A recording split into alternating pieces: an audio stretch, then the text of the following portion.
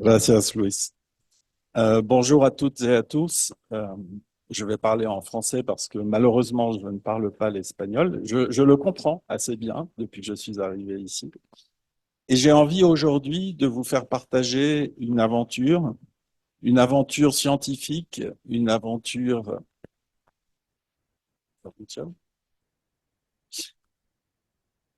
scientifique, une aventure humaine, une aventure technologique autour de la restauration de Notre-Dame de Paris suite à la catastrophe de l'incendie dont il a été question déjà hier, pour ceux d'entre vous qui étaient présents, sous ses aspects structurels et sous ses aspects numériques. Donc, je pense que beaucoup d'entre vous,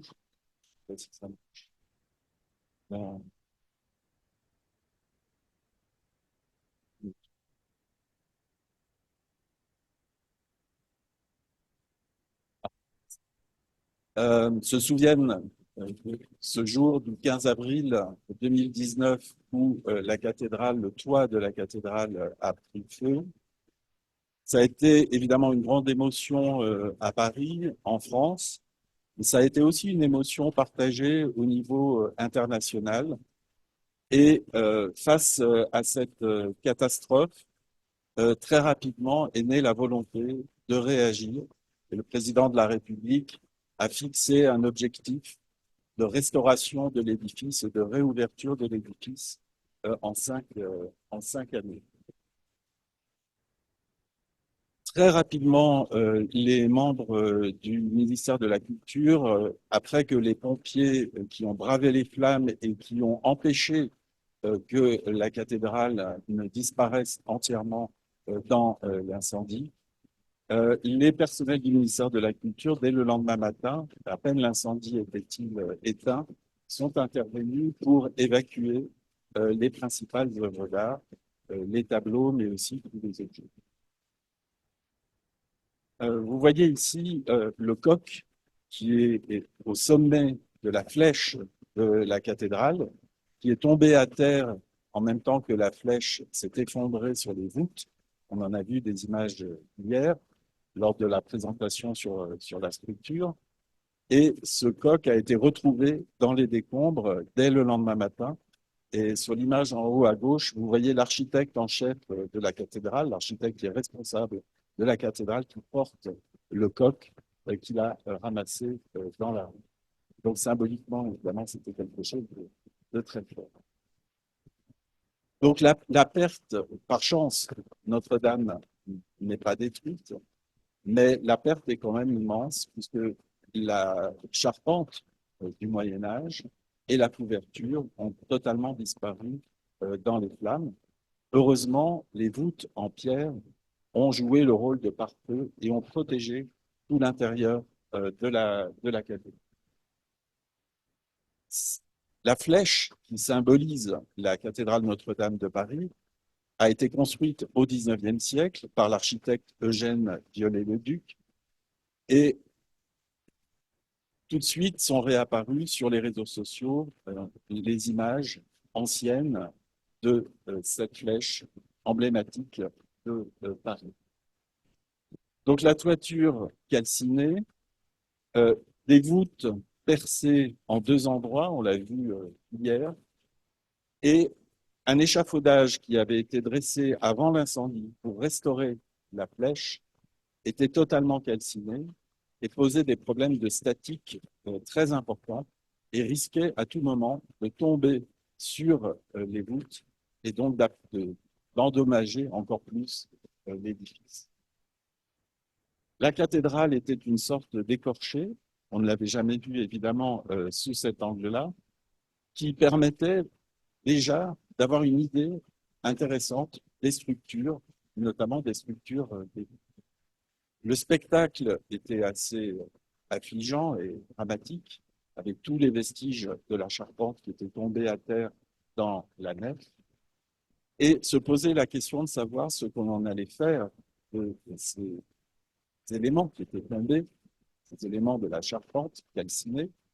Est-ce qu'on allait les évacuer comme de vulgaires gravats, ou est-ce qu'on allait prendre la peine de les trier pour ensuite pouvoir les étudier au plan scientifique, et c'est la solution qui a été choisie. Et donc ces gravats sont devenus, par cette opération, des vestiges. L'incendie a été très médiatisé, très dramatisé par les photos, par la presse en France et dans le monde entier. Et les premières opérations que les architectes, la maîtrise d'œuvre et la maîtrise d'ouvrage ont dû entreprendre, c'est celle de la stabilisation et du démontage de l'échafaudage qui était calciné. Vous voyez à droite la photo très impressionnante d'un ouvrier qui intervient pour découper morceau par morceau cet échafaudage qui était lancé. Par chance, les vitraux sont sortis tous intacts de cet incendie. Et donc, ils ont été très rapidement démontés pour les préserver et dans l'idée aussi de les nettoyer parce qu'ils avaient subi évidemment un empoussièrement important, notamment du fait de la fonte, de la couverture de plomb de la cathédrale.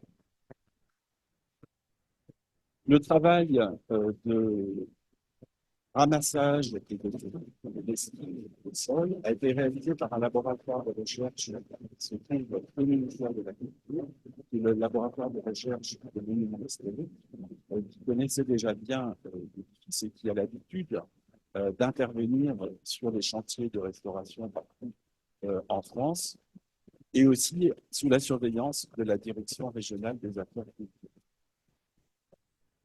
Donc, on a mis en place un carroyage comme s'il s'agissait d'un site archéologique pour pouvoir documenter l'emplacement des vestiges au sol ou sur les reins de la butte, et de manière à pouvoir en retrouver la position par la suite au moment des études scientifiques. Donc ces vestiges sont triés, les éléments les plus intéressants sont conservés, les éléments moins intéressants sont évacués. Et évidemment, c'était un travail extrêmement pénible, mais qui était un préalable indispensable à toute la recherche scientifique sur la matérialité. Vous voyez comment on a pilé ces vestiges, on les a entreposés sous des tentes qui ont été dressées sur le parvis de la cathédrale. Bien sûr, les premières opérations, c'était des opérations de protection de la cathédrale qui avait perdu sa toiture, des actions de consolidation et de nettoyage. Nettoyage notamment la poussière de plomb qui s'était déposée sur l'ensemble de l'édifice et qui était une pollution potentiellement dangereuse pour tous les intervenants sur le terrain. Ça a été la première opération de déplomber la cathédrale et ses abords. La restauration ensuite a pu être entreprise une fois l'édifice stabilisé, déplombé, et elle s'est faite sous la direction de trois personnes qui vous voyez en haut à droite, qui sont les trois architectes de la cathédrale, Philippe Villeneuve, Pascal Plumet et Rémi Froment, qui ont été évidemment des personnages clés dans la restauration de l'édifice qu'ils connaissaient très bien. Donc tout de suite s'est imposée l'idée, avec l'accord du ministère de l'Agriculture, de restaurer la charpente comme elle était, près de la charpente d'origine disparue. Donc en faisant appel à des techniques traditionnelles de charpente, en faisant appel à des entreprises, à des artisans capables de réaliser un chef-d'œuvre de la charpente. Il a été décidé aussi de reprendre une couverture en plomb pour conserver l'aspect extérieur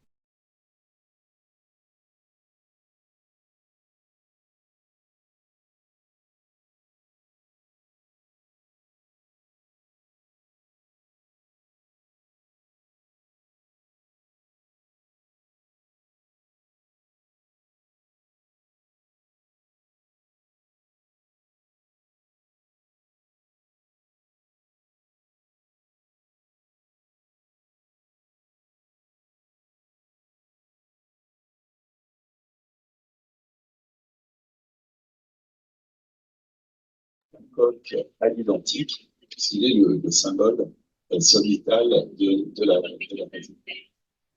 Bien sûr, tout l'intérieur a été nettoyé une fois que les voûtes ont été reconstruites. Et la cathédrale a retrouvé la couleur de sa pierre, qui est la pierre d'Île-de-France, une pierre calcaire extrêmement claire. Évidemment, une luminosité qu'elle avait perdue depuis longtemps, puisque si certains d'entre vous avaient visité Notre-Dame avant l'incendie, vous vous souvenez sans doute que c'était un édifice qui était assez sombre, parce que pendant des siècles, c'était nettoyé. Et même Viollet-le-Duc, qui avait restauré grandement l'édifice n'avait pas procédé à un nettoyage complet de l'intérieur de la cathédrale. Les décors muraux du XIXe siècle dans la chapelle ont été restitués. Donc, on a retrouvé la polychromie à l'intérieur de ces. Aujourd'hui, l'édifice est ouvert au public. Les travaux continuent à l'extérieur, en périphérie de la cathédrale, notamment des travaux de consolidation des arcs qui ont la lumière joue un rôle essentiel dans la stabilité de l'édifice, mais aussi dans la restauration des décors. Alors, le chantier scientifique, il s'est ouvert un mois après, très rapidement, le ministère de la Culture et le CNRS, le Centre national de la recherche scientifique, ont souhaité travailler ensemble pour mobiliser des chercheurs pluridisciplinaires pour essayer de faire du positif à partir de la catastrophe et de profiter de cette occasion pour mieux connaître l'édifice, mieux comprendre l'architecture ionique et produire des informations qui pourraient être utiles par la suite. Et nous étions 4 coordinateurs, 2 du côté du CNRS et 2 du côté du ministère de la Culture. Donc, ça a été évoqué hier par Livio De Luca, il y avait 9 groupes de travail thématiques.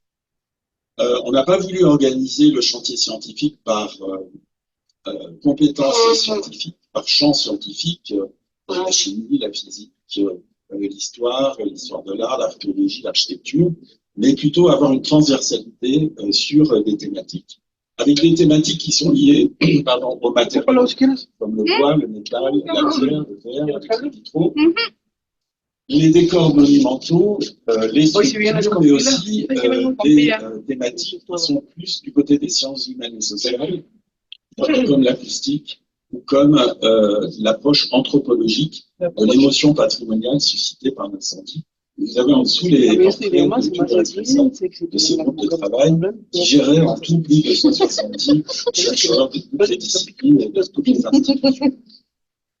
Alors, les enjeux scientifiques ont déjà été un peu évoqués hier. Ce sont des enjeux de conservation et de restauration, d'élaborer de meilleures techniques de restauration. Des enjeux pour comprendre la manière dont a été fabriquée la cathédrale depuis le Moyen-Âge, avec toutes les interventions qui ont pu avoir lieu au cours des siècles. Comprendre aussi les matériaux qui ont été utilisés, d'où ils venaient, comment ils ont été acheminés jusque sur le chantier. Comprendre l'histoire de l'édifice, sa chronologie, que l'on croyait bien connaître, mais qu'en fait on va redécouvrir à cette époque. Travailler sur la question de l'acoustique qui est essentielle parce que Notre-Dame a toujours été un lieu de création musicale.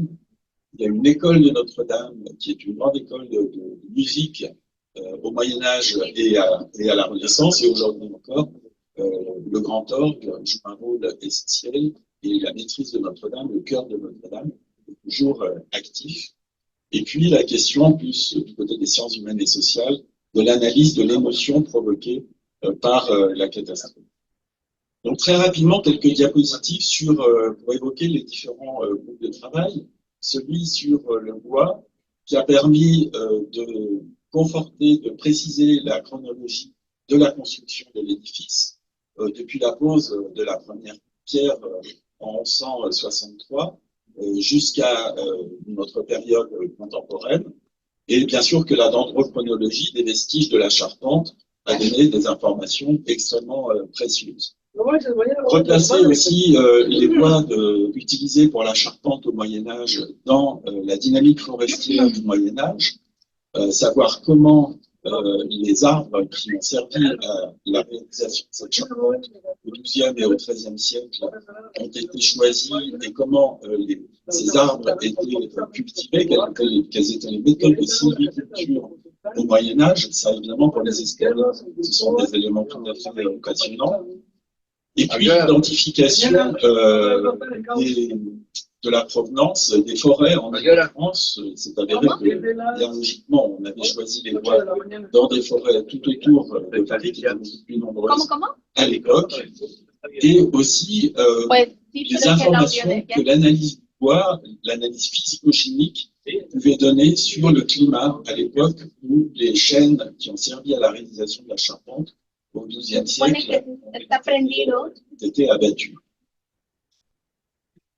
Alors, ces bois, ils ont vraiment été vus comme, approchés comme des archives culturelles et biologiques, à la fois sur les techniques de savoir-faire et de transport. Vous voyez sur la gauche, vous voyez en bas une représentation de flottage, c'est-à-dire de transport par voie fluviale, par la Seine, puisque vous savez peut-être que Notre-Dame est construite sur une île, sur la Seine. Donc, le bois, on a retrouvé des encoches dans les éléments de la charpente qui prouvent que ce bois a été amené jusque sur le chantier par flottage. Mais aussi toutes les informations donc, sur les forêts, sur l'environnement, sur le contexte forestier du bassin parisien au Moyen-Âge. Et dernière chose aussi importante sur les résultats du groupe de travail bois, donc ces informations sur le climat au moment où la charpente a été réalisée, c'est une période extrêmement intéressante, c'est ce qu'on appelle l'optimum climatique médiéval. C'est une période de réchauffement climatique autour de l'an 1000 qui donne des informations extrêmement précieuses pour les chercheurs qui travaillent aujourd'hui sur la dynamique du changement climatique. Il est extrêmement important pour eux d'avoir des données dans le passé. Évidemment, ça, on ne s'attendait pas du tout à trouver ce type d'informations dans le chantier scientifique. Alors, le groupe de travail métal, à la fois, on voit à gauche, sur des joints en plomb qui avaient été utilisés au XIXe siècle, sur l'étude du plomb, comme je l'ai dit, et notamment des effets de la pollution, sur la provenance de ce plomb, sachant que la couverture de Notre-Dame a été refaite à plusieurs reprises, au XIIe, au XIIIe, au XVIIIe, au XIXe siècle. La question des renforts métalliques, on a vu hier des photos des agrafes qui constituent l'armature métallique de la cathédrale. Vous voyez ici, par exemple, des chaînes à droite et des tiges qui avaient été posées dans le chœur en 1846. Donc, constamment, on a consolidé, renforcé la structure de maçonnerie, la structure de pierre de la cathédrale, par l'emploi du métal. Vous voyez qu'à gauche, au sommet des murs qui n'étaient pas visibles tant que la charpente était posée dessus, se succèdent des agrafes en métal qui datent du Moyen-Âge, qui datent de la construction. Et ça, c'est aussi une donnée intéressante sur les modes constructifs à la période médiévale. On ne croyait pas du tout retrouver autant de pièces métalliques dans la structure de l'édifice. Le groupe de travail pierre a tout de suite pu faire des analyses sur les éléments de la voûte, des voûtes qui étaient tombées au sol, à la fois pour comprendre les effets de l'incendie sur ces pierres, les modes de détérioration qui étaient en jeu, les températures, comme ça a été évoqué hier, identifier aussi la provenance, les carrières d'où étaient extraites les pierres qui ont servi à la construction. Et donc, mieux comprendre aussi si l'on pouvait réutiliser ces pierres qui étaient tombées pour la restauration ou pas. Et la plupart des pierres, au final, après ce diagnostic, n'ont pas pu être réutilisées parce que trop fragiles. Des observations aussi sur l'archéologie du bâti. La cathédrale a fait l'objet de plusieurs campagnes de travaux et de restauration au cours de son existence, particulièrement au XVIIIe et au XIXe siècle, et encore au XXe siècle, bien sûr. Et l'idée était de regarder pierre à pierre quelles étaient les datations de chaque élément de la maçonnerie pour faire une critique d'authenticité de l'ensemble du bâtiment. On a relevé aussi les marques qui avaient été laissées par les tailleurs de pierre aux différentes époques de la construction. Et on a pu faire aussi des contrôles macroscopiques pour bien comprendre, pour caractériser la pétrographie de toutes ces pierres. Et ça donne des informations intéressantes pour d'autres chantiers sur la résistance des pierres au feu, sur la résistance des pierres aux compressions, bien entendu. L'analyse des mortiers aussi, du liant entre les pierres, on s'est aperçu que sur tout le flanc nord, sur tout le flanc sud de la cathédrale, les mortiers étaient des mortiers habituels, c'est-à-dire des mortiers de sable et de chaux, que l'on a analysés pour comprendre leur composition. Et ça aussi sont des données intéressantes pour de futures restaurations. Alors que sur tout le flanc nord, qui avait été très largement repris par Viollet-le-Duc au XIXe siècle, Viollet-le-Duc a préféré utiliser du plomb pour sceller les pierres.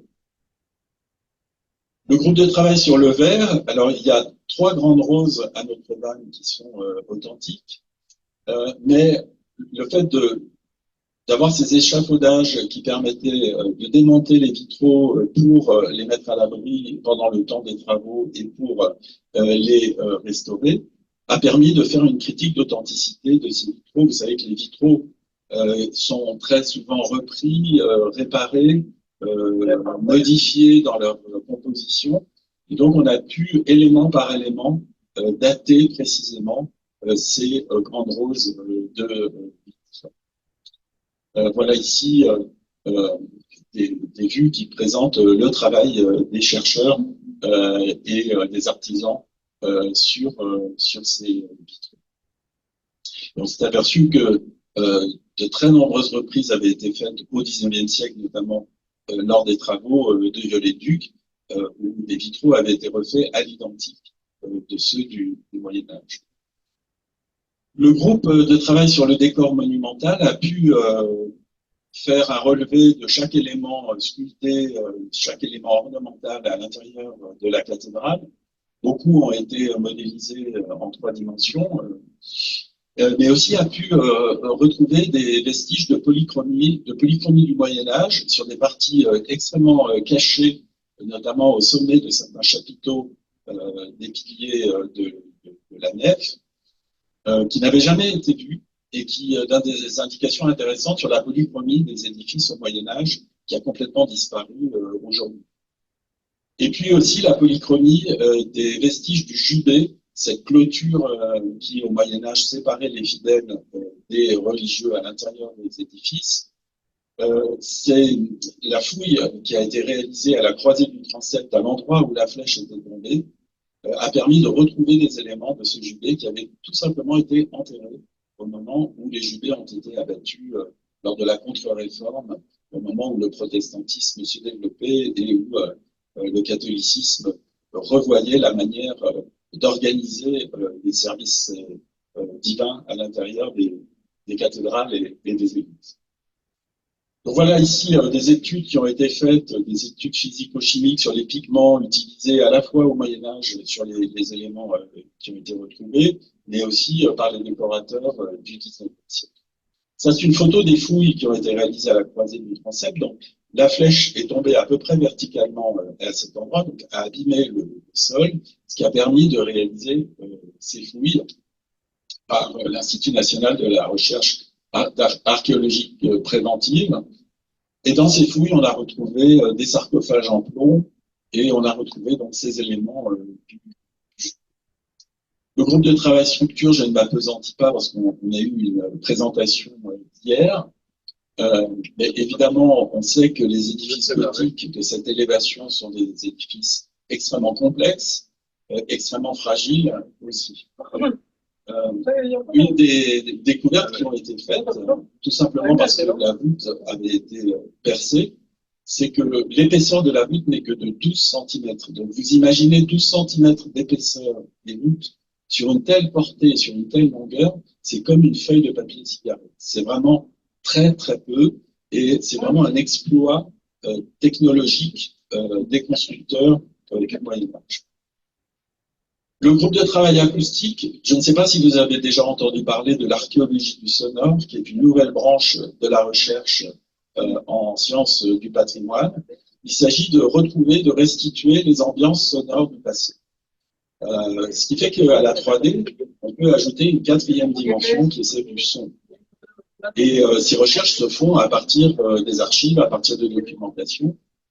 Et donc c'est ce qu'a fait ce groupe de travail. Il a aussi travaillé sur l'acoustique actuelle de l'édifice. Par chance, on avait eu deux relevés acoustiques de l'acoustique de la cathédrale avant l'incendie. Et donc on a pu comparer l'acoustique de la cathédrale avant l'incendie, pendant les travaux et à la fin des travaux. Ça avait aussi un impact important, comme je le disais, pour l'orgue, pour toute la musique et les chœurs qui s'expriment dans la cathédrale. Et ce qu'a fait aussi ce groupe de travail, c'est de documenter les bruits du chantier. Les bruits du chantier de restauration, qui évidemment, lorsqu'on fait de la médiation auprès du grand public, apportent une vérité supplémentaire à la documentation qu'on a pu réunir sur ce chantier de restauration. Le groupe de travail émotion mobilisation, formé essentiellement d'anthropologues, mais aussi de sociologues, d'ethnologues, a travaillé sur différents axes de recherche, celui de la perception, représentation de l'édifice dans l'imaginaire des gens, qu'ils soient à Paris, en France ou à l'étranger, sur la question de la matérialité, du statut qu'ont pu prendre les éléments qui étaient tombés à terre, qui ont parfois été considérés comme des sortes de reliques, et la question des médiations et des mises en écrit de la cathédrale Notre-Dame, la question de la mémoire et constituer des archives du chantier de restauration, et une approche comparative avec d'autres grands incendies d'éléments patrimoniaux importants dans le monde, donc catastrophes et crises patrimoniales. Donc voilà ici une diapositive qui illustre l'axe perception, représentation et appropriation de Notre-Dame.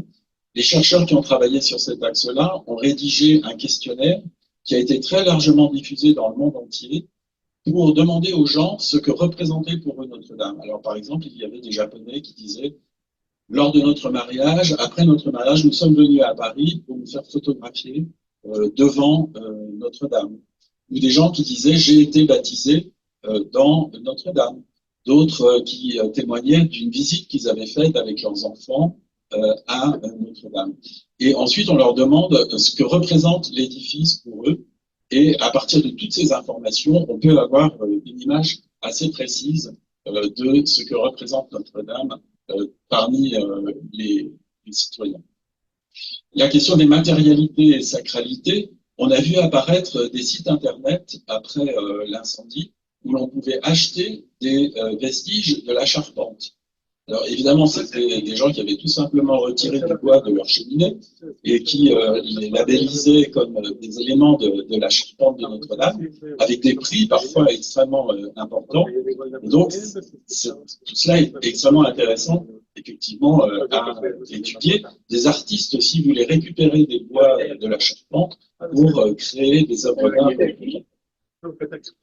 Et puis, il y a cette sacralité par destination, c'est-à-dire les chaînes qui ont été abattues aujourd'hui pour restaurer, reconstruire la charpente, sont devenues des objets de vénération. Il y a eu une grosse mobilisation des propriétaires de forêts en France qui pour beaucoup, spontanément, ont offert des chaînes pour restaurer la charpente parce qu'ils avaient cette fierté de participer, d'avoir un élément de leur forêt dans la nouvelle charpente de la cathédrale.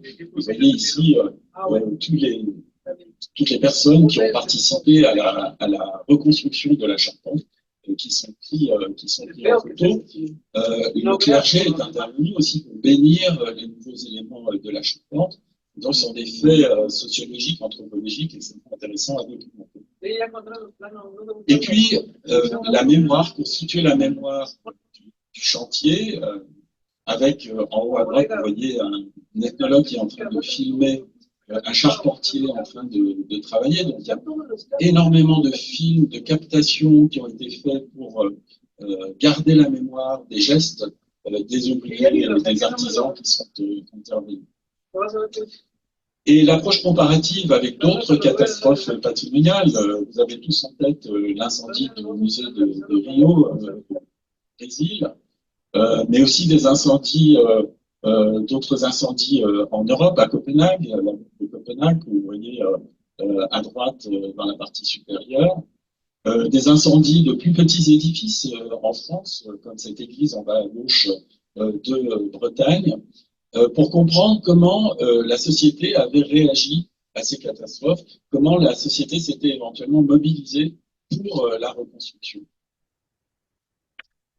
Et le groupe de travail données numériques, sur lequel je ne m'appesantis pas non plus, parce qu'il a été longuement évoqué par Livio de Luca hier, mais qui était un groupe de travail essentiel, parce que c'était le réceptacle de toutes les données produites par ces 170 chercheurs du chantier scientifique.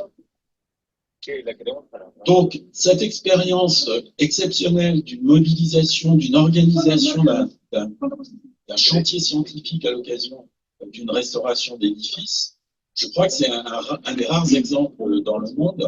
C'est quelque chose dont j'ai plaisir à témoigner parce que vraiment, ça a été une grande réussite à tout le monde. Et on a pu en parler avec d'autres pays, par exemple au Japon, qui a subi lui aussi l'incendie d'un de ses châteaux patrimoniaux construits entièrement en bois, à peu près au même moment que l'incendie de Notre-Dame.